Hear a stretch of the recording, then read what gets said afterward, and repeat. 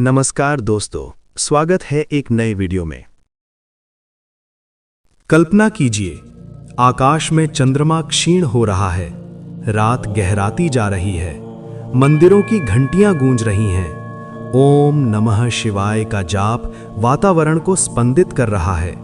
ये कोई साधारण रात्रि नहीं, ये है महाशिवरात्रि, वो दिव्य क्षण जब समय ठहर जाता है और चेतना शिव में विलीन हो जाती है।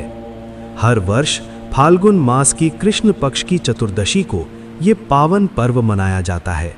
ये वो रात्रि है जब देव, दानव, ऋषि, योगी, साधक सब शिव तत्व में डूब जाते हैं। लेकिन क्या आपने कभी सोचा है, इस रात को इतना विशेष क्यों माना जाता है?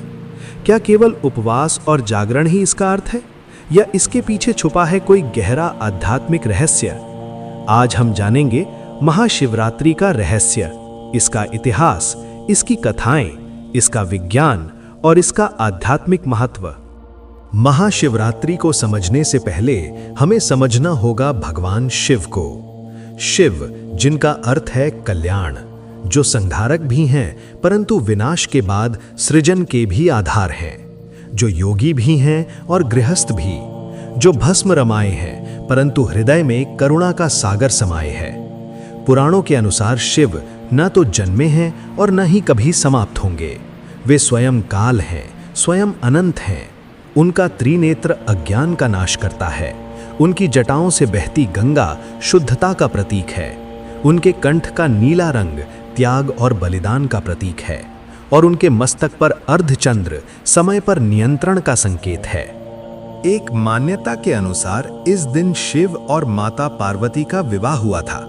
जब हिमालय की पुत्री पार्वती ने कठोर तपस्या कर शिव को पति रूप में प्राप्त किया। वो विवाह केवल दो आत्माओं का मिलन नहीं था, वो ऊर्जा और चेतना का संगम था। इसलिए महाशिवरात्रि को शिव विवाह के रूप में भी मनाया जाता है।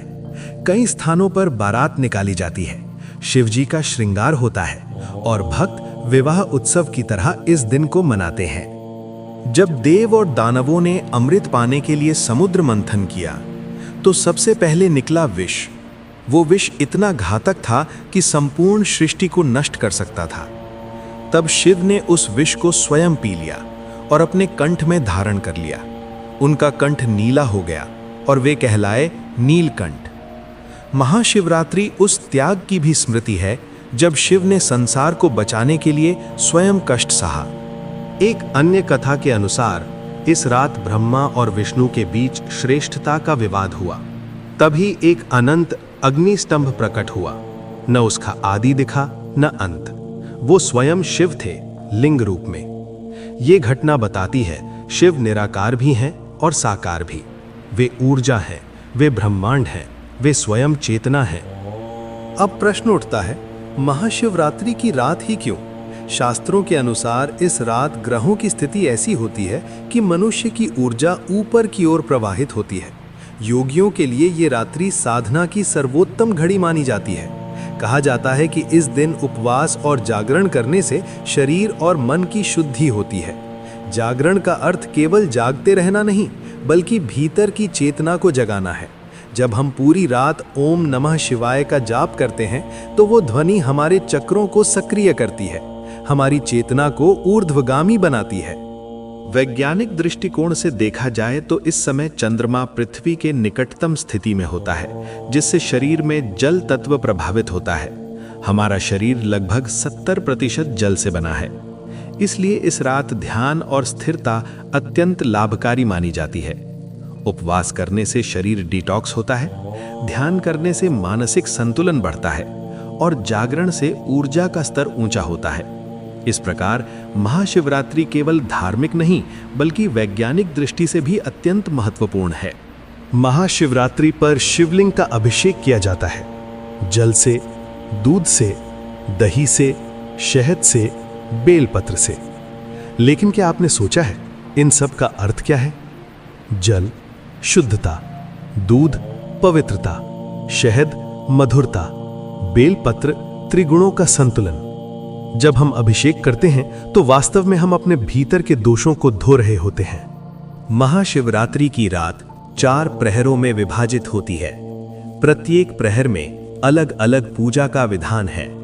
प्रथम प्रहर शारीरिक शुद्धि, द्वितीय प्रहर मानसिक शुद्धि, तृतीय प्रहर आत्मिक जागरण, चतुर्थ प्रहर मोक्ष की अनुभूति। ये क्रम बताता है महाशिवरात्रि आत्मा की यात्रा है। शिव को आदि योगी कहा जाता है। कहा जाता है कि इसी रात उन्होंने सप्त ऋषियों को योग का ज्ञान दिया। योग का अर्थ है जुड़ना, अपने भीतर के शिव से जुड़ना। जब हम ध्यान में बैठते हैं और ओम नमः शिवाय का उच्चारण करते हैं तो धीरे धीरे मन शांत हो जाता है और उस शांति में हम स्वयं को अनुभव करते हैं। शिव तत्व का अर्थ है शून्यता।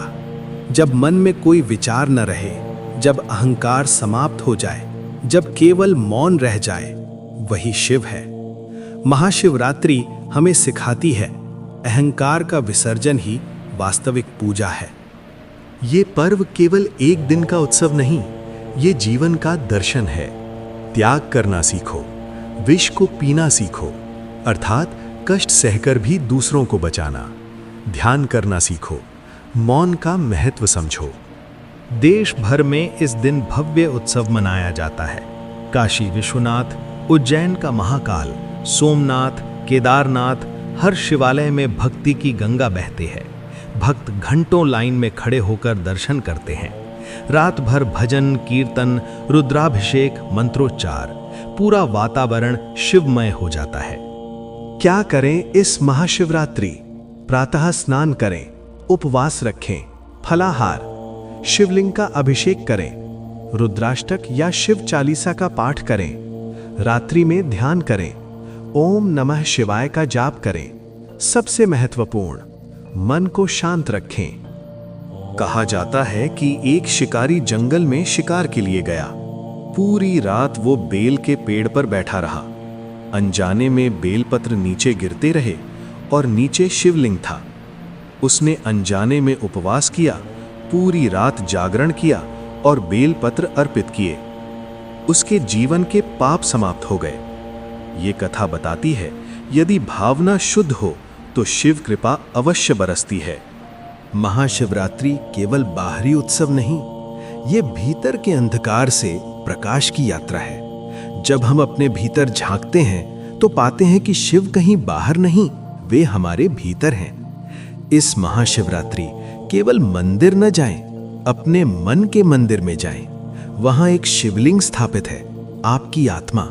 उसे जागृत कीजिए, उसे अभिषेक कीजिए, प्रेम से, श्रद्धा से, मौन से, और अनुभव कीजिए कैसे ये एक रात आपके जीवन को बदल सकती है। यदि आपको ये प्रस्तुति पसंद आई हो तो वीडियो को लाइक करें, शेयर करें और चैनल को सब्सक्राइब करें। कमेंट में लिखें हर हर महादेव और इस महाशिवरात्रि अपने भीतर के शिव को जगाइए। हर हर महादेव।